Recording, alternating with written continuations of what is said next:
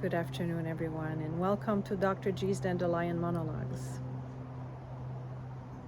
I would like to talk to you about how meditation can help us reframe life adversity. When we meditate regularly, eventually there are changes in our brain, in our mind, that help us expand awareness, which means that we are able to see the forest, not only one tree. So when we have a problem or a concern or hardship, we are able to zoom out and look at the big picture. When we encounter someone who is hurtful or challenging, difficult to deal with, we can look at the totality of their being. It doesn't mean that we'll like them necessarily, but at least we can make an informed decision about the next step. We might still choose to walk away or to stay and tolerate. But our perception of them is no longer as limited to this one interaction or behavior. Sometimes it's a compassion that helps us see the totality of someone and not judge and be more tolerant. And sometimes it's just simply the awareness and seeing the full picture and the realization that, again, we cannot control the situation or the person. We can manage how we respond to that, but we can't control, and then we let go. And then that frees up a lot of energy and peace. So by meditating, we are expressing our dandelion nature. We are expressing our resilience.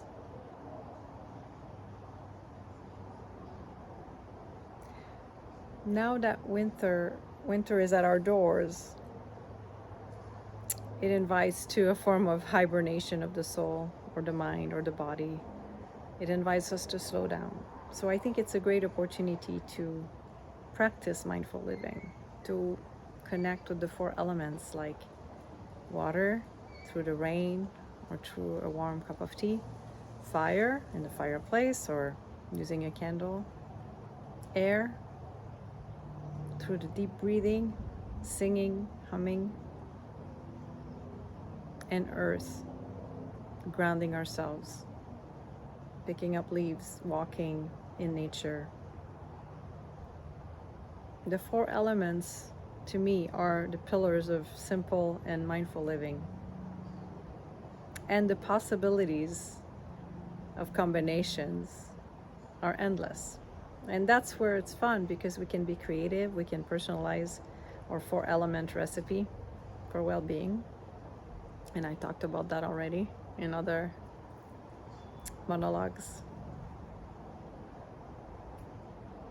So with meditation, we can access an incredible power, and the power to not let adversity define us or our lives.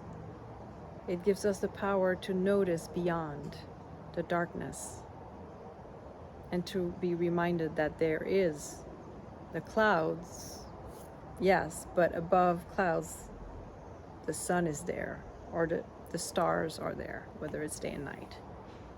The clouds are a lens, and a distorted lens when we appraise a situation. So be in dandelion and meditate. Allow yourself to be in the moment and notice without judgment your full experience wherever you are. In a green pasture, sorry, not pasture, in a green pasture, or even through the metaphorical crack of cement. You can do that anywhere, because dandelions, they survive and thrive under impossible conditions. So I don't see why you couldn't or I couldn't. And this too shall pass. Everything we go through is impermanent. Everything we feel is impermanent. The whole of life is impermanent. And when we meditate, when we're connected to ourselves and nature, we notice that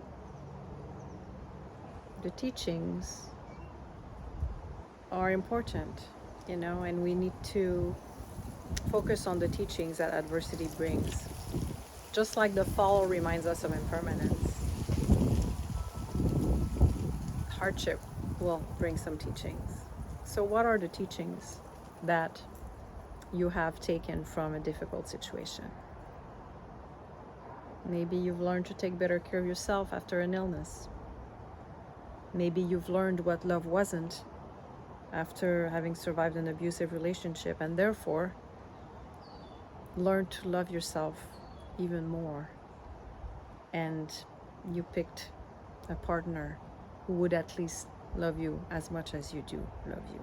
So, I'm wishing you the best, and looking forward to next time. Bye-bye.